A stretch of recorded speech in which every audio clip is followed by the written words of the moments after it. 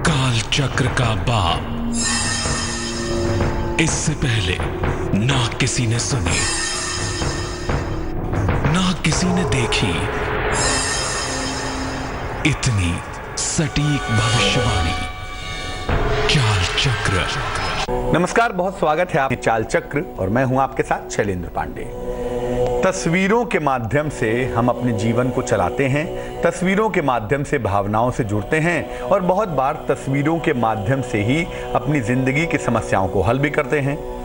मेरी तस्वीर ही फिलहाल टेलीविजन पर तरंगों के माध्यम से आप तक पहुंच रही होगी और आप श्रव्य दृश्य के माध्यम से, टेलीविजन के माध्यम से तस्वीर देखकर चीजों को समझ पा रहे होंगे। तो तस्वीरों का बड़ा खेल होता है हमारे जीवन में। आज इसी खेल को समझेंगे चाल चक्र में। तस्वीरों का रहस्य क्या है, तो क्या बताने वाले हैं चाल चक्र में आज? चलिए डालते हैं एक नजर आज के चाल चक्र के खास विषयों पर। आज बात करेंगे चाल चक्र में तस्वीरों का जीवन पर क्या असर पड़ता है। तस्वीरें कैसे आपके जीवन को बहुत मुश्किल बना देती हैं, बहुत अच्छा बना देती हैं। पिक्चर्स का रोल आखिर क्या है। राशियों की सटीक भविष्यवाणी जानेंगे और साथ ही साथ जानेंगे आज का शुभ पहर भी। तो बात आज तस्वीरों की होगी, वो तस्वीरें जो हमारी भावनाओं की होती हैं, हमारे पूजा की होती हैं, हमारे दुख की होती हैं और हमारे आनंद की होती हैं। लेकिन बात सबसे पहले करेंगे आज के पंचांग की।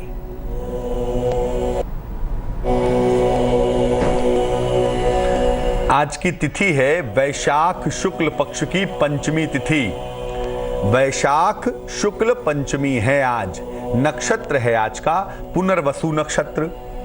चंद्रमा मिथुन राशि में संचरण करेंगे और चंद्रमा किसी स्थिति के आधार पर हम ये समझेंगे कि आज आपका दिन कैसा जाएगा। राहु काल का जो समय है वो है दोपहर के 12 बजे से 1:30 तक, जिसमें कोई भी नया और शुभ कार्य अगर आप ना करें तो आपके लिए बेहतर होगा। दिशाशूल आज की उत्तर दिशा है।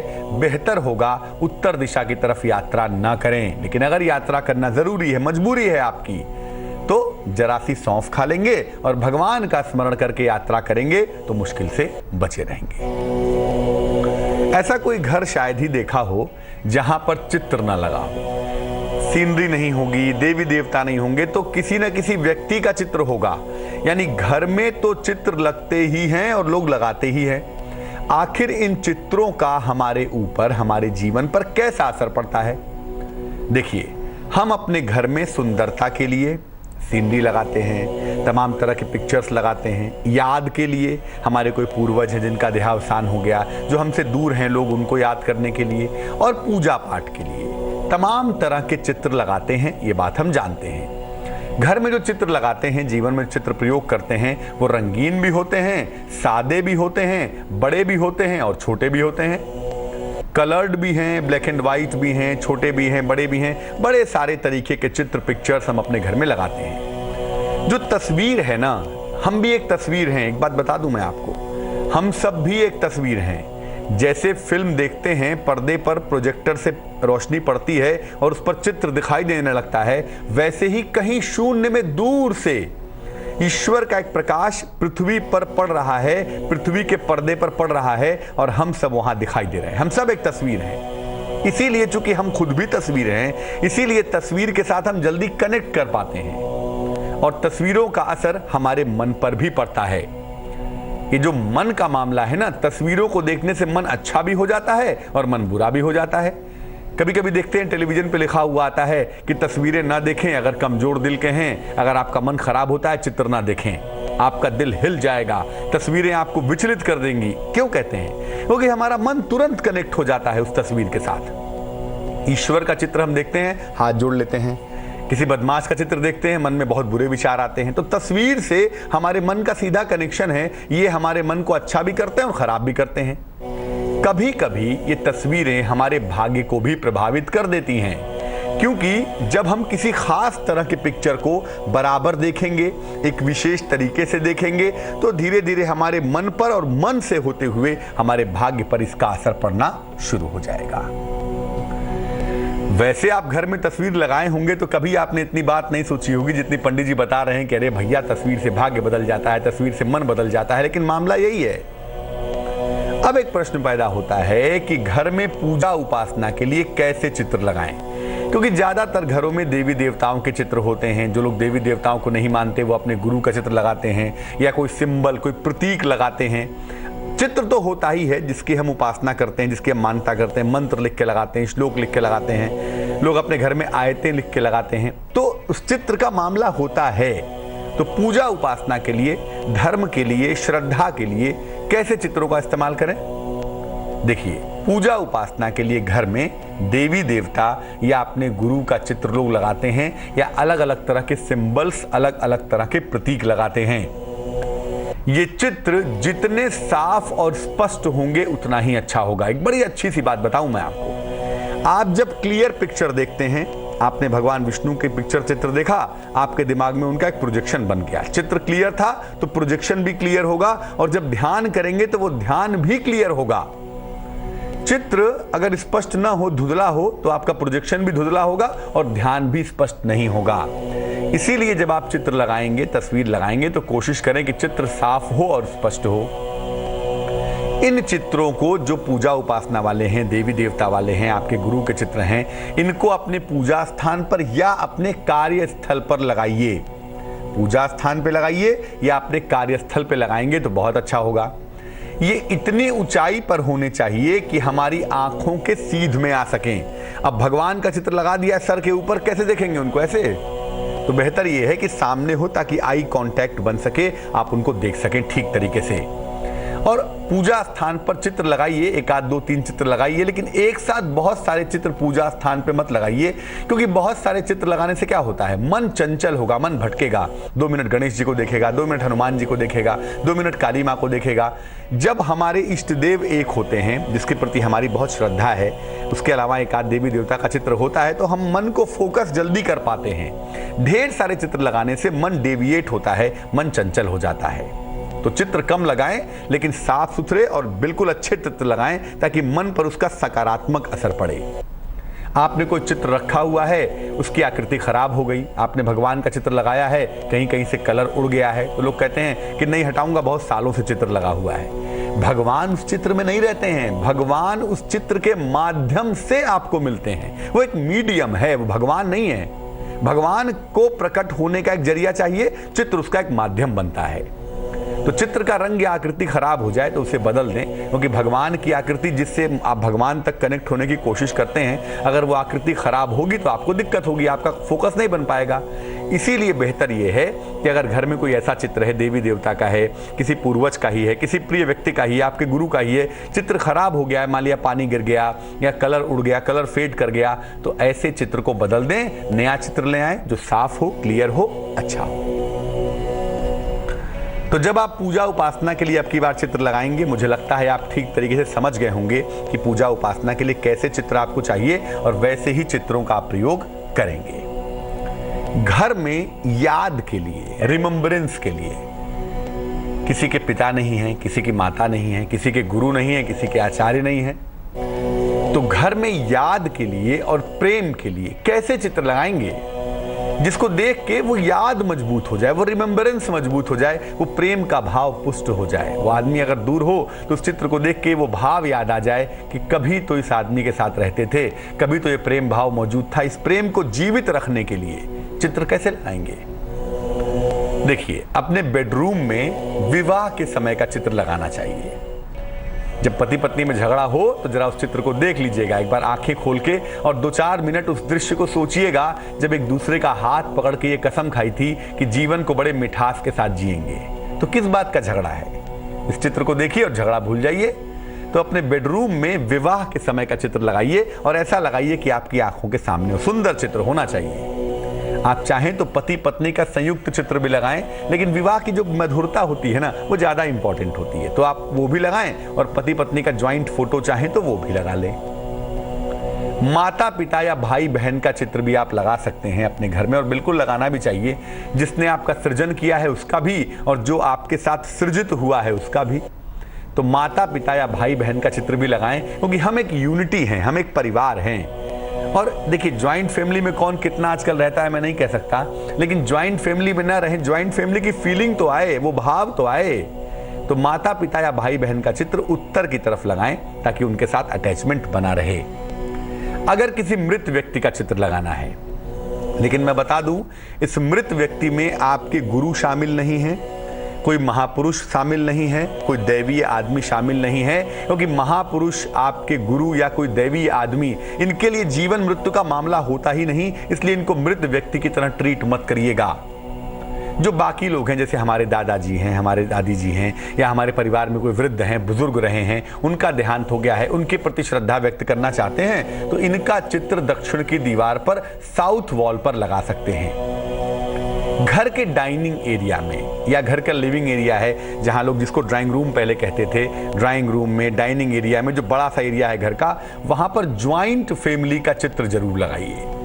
ज्वाइंट फैमिली का चित्र अगर घर के लिविंग एरिया में लगाया जाए तो बड़ा लाभदायक होता है।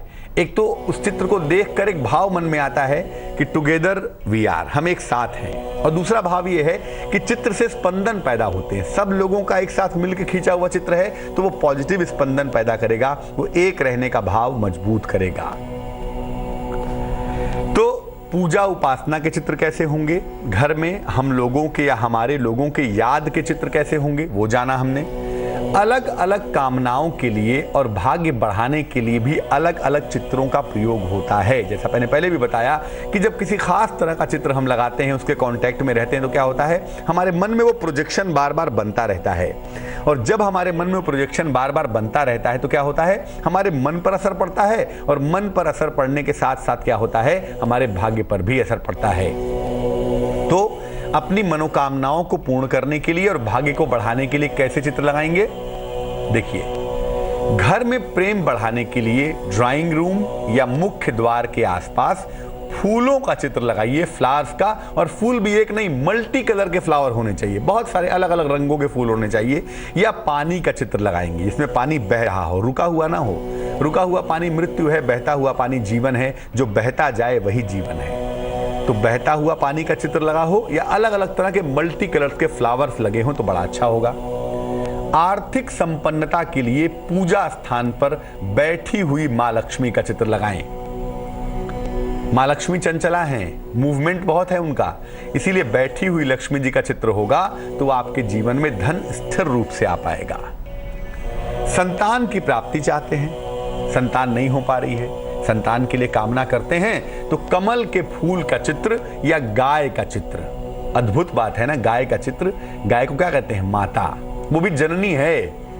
तो कमल के फूल का चित्र या गाय का चित्र अपने बेडरूम में लगाएं, बड़ा अच्छा होगा, संतान प्राप्ति थोड़ा आसान हो जाएगी। अच्छे स्वास्थ्य के लिए और मजबूत विल पावर के लिए, मजबूत ताकत के लिए, काम के स्थान पे जहां आप काम करते हैं, उगते हुए सूर्य का चित्र लगाएं, राइजिंग सन का चित्र लगाएं, और वो एकदम अपनी आंखों के सामने रखिए, या अपने टेबल पर अगर ग्लास है तो ग्लास के नीचे रखिए। उगते हुए सूर्य को लगातार देखने से ऊर्जा का अद्भुत लेवल बना रहेगा। हर तरह के कष्ट के नाश के लिए, कोई भी कष्ट हो, दैहिक, दैविक, भौतिक, कोई भी कष्ट हो, हर तरह के कष्ट के नाश के लिए पूजा स्थान पर शिव जी या कृष्ण जी का चित्र लगाएं, और यह चित्र होगा आशीर्वाद की मुद्रा में। शिव और कृष्ण कौन है, सृष्टि में दो ही सत्ता है, तो तारक ब्रह्म है, जिसका मतलब है आपके दुख से, जिसका मतलब है आपके सुख से, और जो वाकई में मौजूद है, जिसके स्पंदन आज भी मौजूद हैं और वक्त पड़ने पर भक्तों के लिए साकार रूप में प्रकट भी हो जाते हैं। तो पूजा स्थान पर शिव और कृष्ण का चित्र लगाएंगे आशीर्वाद की मुद्रा में। ऐसा करें और नियमित रूप से उनको देखते रहें, उनका दर्शन करते रहें। ऐसा करने से आप देखेंगे जीवन में कष्ट तो आएंगे, तकलीफें आएंगी, मानव का जीवन है, लेकिन वो आएंगे और जाएंगे, रुकेगा कोई नहीं। अब ये जानते हैं कि चित्रों को लगाने में किस किस तरह की सामान्य सावधानियां रखनी चाहिए। देखिए, जहां तक हो सके घर में आप एक चित्र लगाएं, 2 लगाएं, 5 लगाएं, 50 लगाएं, लेकिन जहां तक हो सके रंगीन और सुंदर चित्र लगाएं। आपके मन का मामला है ना, चित्र जितने ही ज्यादा ब्राइट होंगे, जितने ही अधिक खूबसूरत होंगे, जितने ही अधिक कलरफुल होंगे, उतना ही ज्यादा बढ़िया होगा। क्योंकि कलरफुल चित्र, सुंदर चित्र आपके मन पर एक अच्छा असर डालेंगे, एक मन पे अच्छा छाप डालेंगे, और इसका फायदा होगा आपको। घर में जंगली जानवरों के चित्र, बहुत लोग शेर का चित्र लगाते हैं, समझते हैं उसको लगाने से उनके अंदर शेर की ताकत आ जाएगी। ऐसा कुछ नहीं होगा, घर में कलेश ज्यादा हो जाएगा। तो जंगली जानवरों के चित्र ना लगाएं। आग का चित्र, जहां फायर निकल रही हो, आग निकल रही हो, उसका चित्र ना लगाएं। कांटों के चित्र ना लगाएं। फ्लावर्स के चित्र लगा सकते हैं, लेकिन जिस फूलों में कांटों का चित्र बहुत ज़्यादा हो उससे भी लगाने से बचना चाहिए। जब आप चित्र लगाते हैं तो उनको साफ सुथरा रखिए। आपके चित्र हों, देवी देवताओं के हों, माता पिता के हों, आपके पूर्वजों के हों, चित्रों को साफ सुथरा रखिए, उन पर धूल मत जमने दीजिए।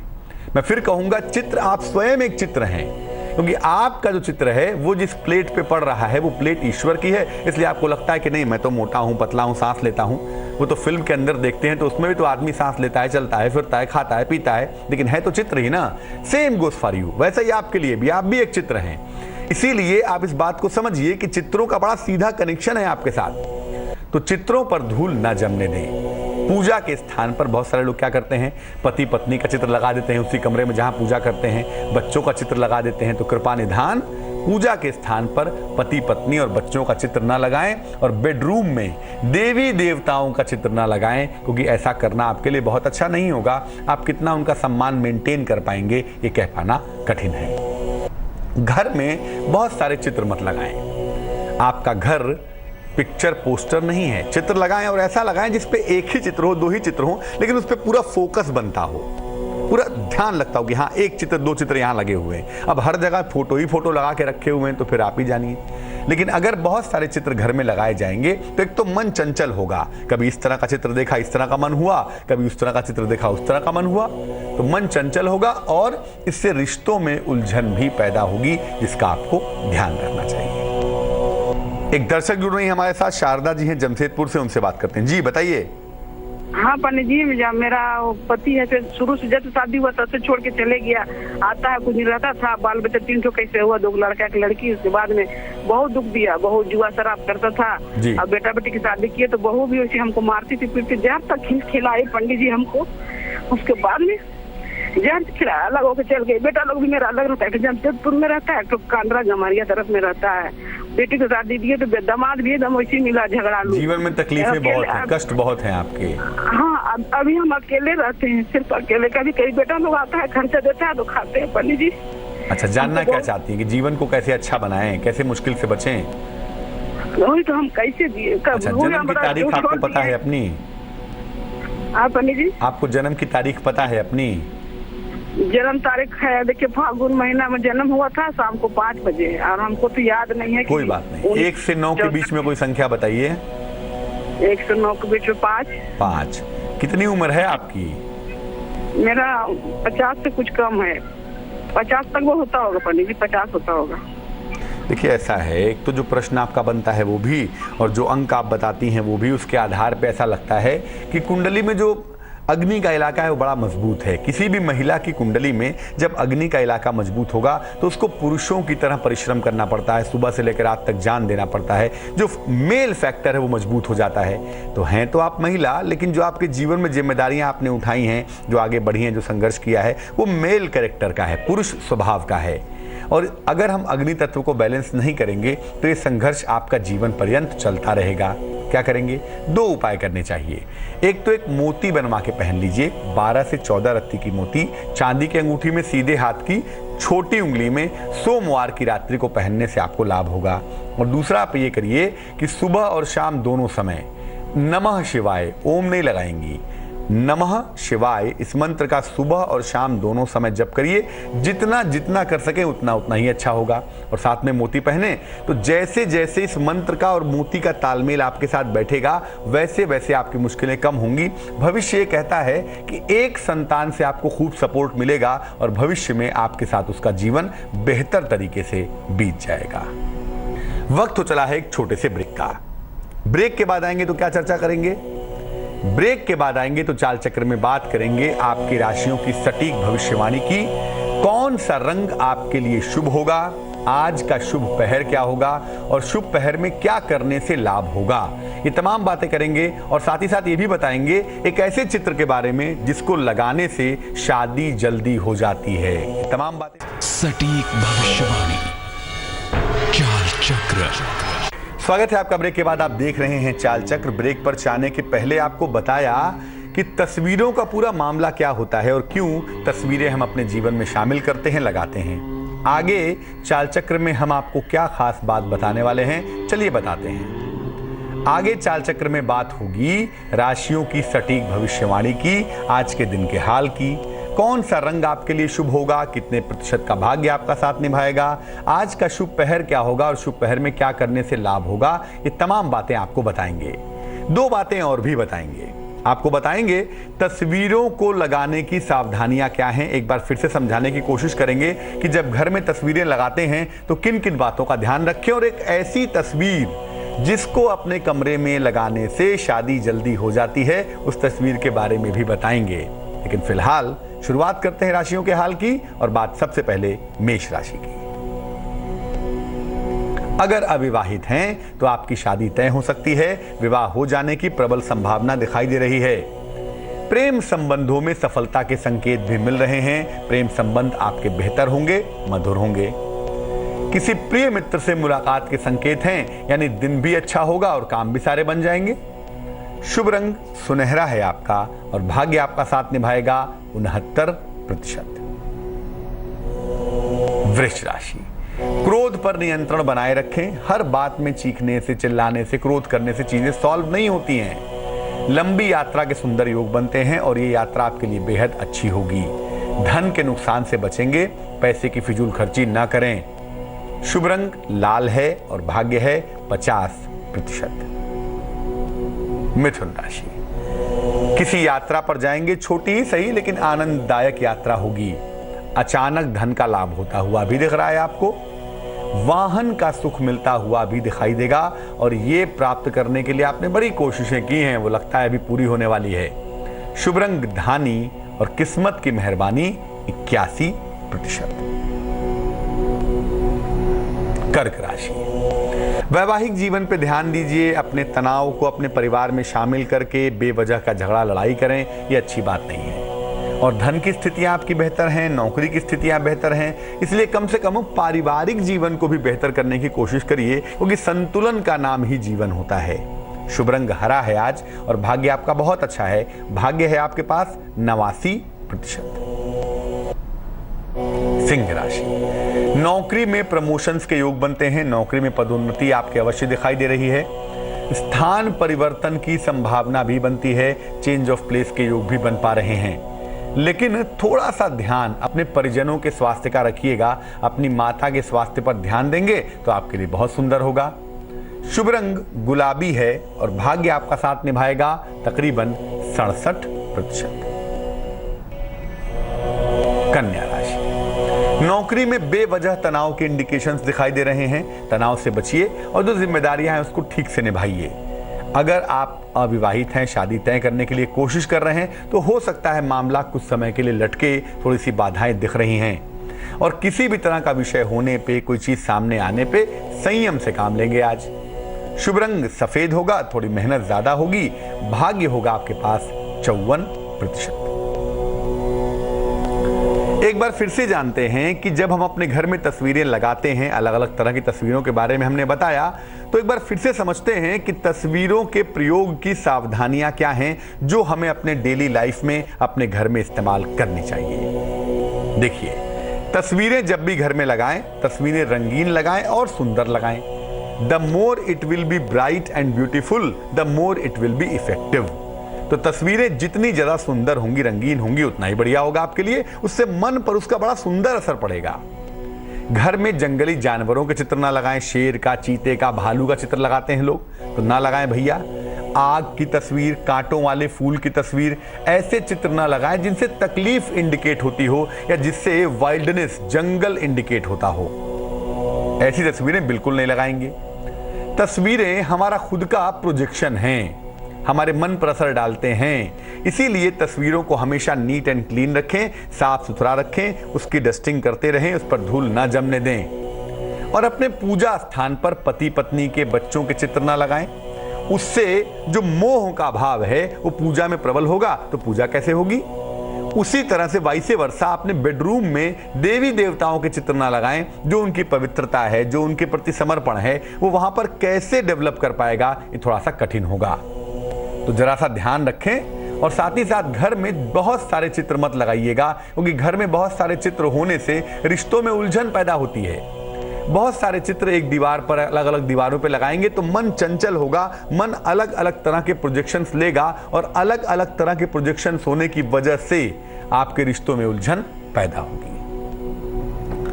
तो आपने समझ लिया होगा कि चित्र जब घर में लगाते हैं हम और आप, तो क्या सावधानियां बरतें ताकि उसका लाभ हो सके। जान लेते हैं अब तुला राशि का हाल।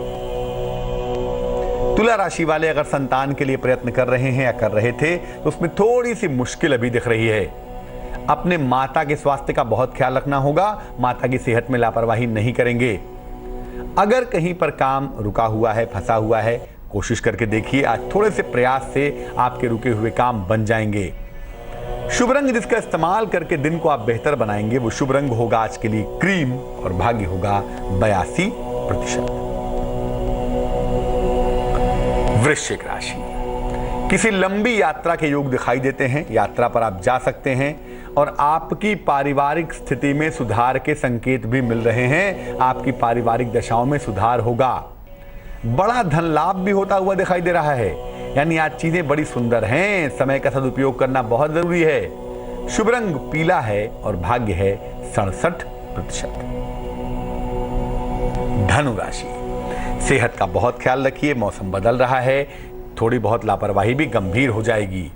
संतान प्राप्ति के योग की दिशा में चल सकते हैं और सबसे अच्छी बात यह है कि धन लाभ होने से तबीयत भी ठीक हो जाएगी और मन भी ठीक हो जाएगा।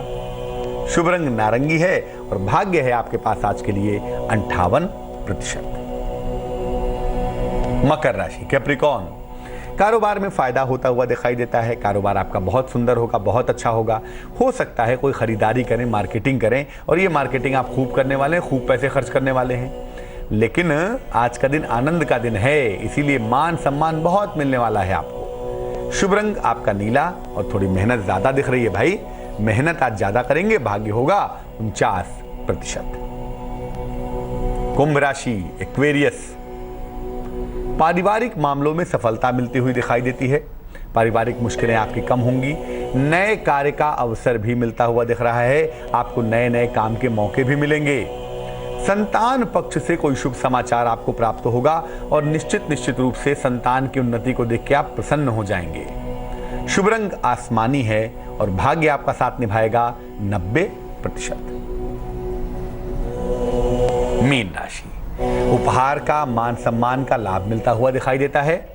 सेहत का बहुत ख्याल रखेंगे, सेहत के मामले में बिल्कुल भी लापरवाही नहीं करेंगे। और जो कि चंद्रबल मजबूत नहीं है इसलिए धन का निवेश नहीं करेंगे, पैसे का इन्वेस्टमेंट भारी पड़ सकता है। शुभ रंग बैगनी होगा और भाग्य आपका साथ निभाएगा 64%। एक दर्शक जुड़ रही है हमारे साथ दिल्ली से, उनसे बात करते हैं। जी बताइए। हाँ जी, मेरा नाम शशि है। शशि बताइए। हाँ जी पंडित जी, मेरी एक प्रॉपर्टी है, दुकान है, उससे सेल करना चाहती थी पर वो हो नहीं पा रहा है। अच्छा, वो दुकान आपकी स्वयं की है? नहीं, वो हमारे ससुराल की प्रॉपर्टी है। अच्छा, तो उसको आप बेचना चाहती हैं? हाँ जी। आपको अपनी जन्म की तारीख पता है? हाँ जी। क्या है बताइए। 23 जनवरी 1970। 23 जनवरी 1970, 1970। समय बताइए। 12:58। दोपहर में? हाँ जी। कहाँ पे? इलाहाबाद। और ये प्रॉपर्टी कहाँ पे है? दिल्ली में। प्रॉपर्टी है दिल्ली में। हाँ जी। शशि, जो आपकी कुंडली बनती है, एक तो आपका जन्म होता है जनवरी के महीने में, हेमंत ऋतु का जन्म है। ऋतुओं का जो स्वामी है उसका नाम है बृहस्पति, हेमंत का स्वामी है, कुंडली के मजबूत इलाके में बैठा हुआ है। तो कुंडली कहती है कि जीवन अच्छा है, थोड़ा संघर्ष जरूर रहा होगा लेकिन जिंदगी धीरे धीरे रास्ते पर आ गई होगी। जिस प्रॉपर्टी को बेचने की आप बात कर रही हैं उस प्रॉपर्टी का जो स्वामी है इस कुंडली में एंसेस्ट्रल प्रॉपर्टी है, तो कुछ हद तक बुध है। और संपत्ति का स्वामी आपकी कुंडली में सूर्य है, वृषभ लग्न है, कर्क राशि है। तो बुध और सूर्य दोनों की पॉजिटिव पोजीशन चाहिए इस प्रॉपर्टी को बेचने के लिए। और चूंकि ये ससुराल की प्रॉपर्टी है तो ऐसा लगता है कि सूर्य और बुध दोनों की जो संतुलित पोजीशन होती है वो होती है ज्योतिष के हिसाब से सितंबर अक्टूबर के महीने में। तो सितंबर अक्टूबर के महीने में प्रॉपर्टी बिक जाएगी, ये संभावना दिखाई दे रही है। चिंता करने की आवश्यकता नहीं है। सिर्फ एक उपाय करने के लिए कहूंगा मैं, रोज सुबह जल में थोड़ी सी रोली मिलाकर सूर्य देव को जल चढ़ाएं और जल चढ़ाने के बाद 108 बार एक मंत्र जपें। मंत्र होगा ओम आदित्याय नमः। इस मंत्र का जप करने से संपत्ति बेचने में सुविधा होगी। तो चित्र के बारे में हम आज बात कर रहे हैं। दो खास सवाल बाकी रह गए थे। एक आपको बता दिया कि चित्र की सावधानियां क्या हैं। एक और खास बात जान लीजिए, अगर किसी लड़की की शादी नहीं हो रही है और बहुत उम्र बीत चुकी है तो उसके कमरे में एक चंद्रमा का चित्र लगाएं। कलर्ड चित्र होगा, चंद्रमा का, मून का चित्र होगा और ये चंद्रमा उगता हुआ होगा, पूरा चंद्रमा होगा, आधा चंद्रमा नहीं होगा, पूरा चंद्रमा, पूरा उगा हुआ चंद्रमा, पूर्णिमा का एक कलर्ड चित्र उसके कमरे में लगाएं। राइट में लगाएं, लेफ्ट में लगाएं, सर के पीछे मत लगाइएगा, उसके बेडरूम में लगा दें। ये चंद्रमा का चित्र उसकी शादी करने में सहायता करेगा। इसी तरह से अगर पुरुष के जीवन में विवाह नहीं हो रहा है तो पुरुष के कमरे में पीले रंग के फूलों का चित्र लगाने से उनकी शादी जल्दी हो जाती है। चलिए, चित्रों का खेल तो समझ लिया, अब जान लेते हैं क्या है आज का शुभ पहर। आज का शुभ पहर है शाम को 7:30 से तकरीबन 9 बजे तक। आज के शुभ पहर का वक्त है शाम को 7:30 से तकरीबन 9 बजे तक। इस समय में घर के मुख्य द्वार पर वंदनवार लगाइए। वंदनवार जानते हैं ना, एक रस्सी में पतले से या धागे में पेड़ के पत्ते लटका दिए जाते हैं, आम के, अशोक के। तो घर के मुख्य द्वार पर वंदनवार लगाएं, इससे घर में खुशहाली आएगी। लेकिन याद रखिए, ये काम शुभ पहर में ही करना होगा। पहले से आप बना के चाहें तो रख लें, लेकिन लटकाएंगे मुख्य द्वार पे शाम को 7:30 से 9 बजे के बीच में। ऐसा सुंदर समय होगा कि घर के मुख्य द्वार पर वंदनवार लगाने से घर में खुशहाली आएगी, घर में आनंद जरूर आएगा। आज के लिए चाल चक्र में बस इतना ही। मुझे दीजिए इजाजत, लेकिन आगे जरूर देखिए रिश्तों की कहानी संजय सिन्हा के साथ। नमस्कार।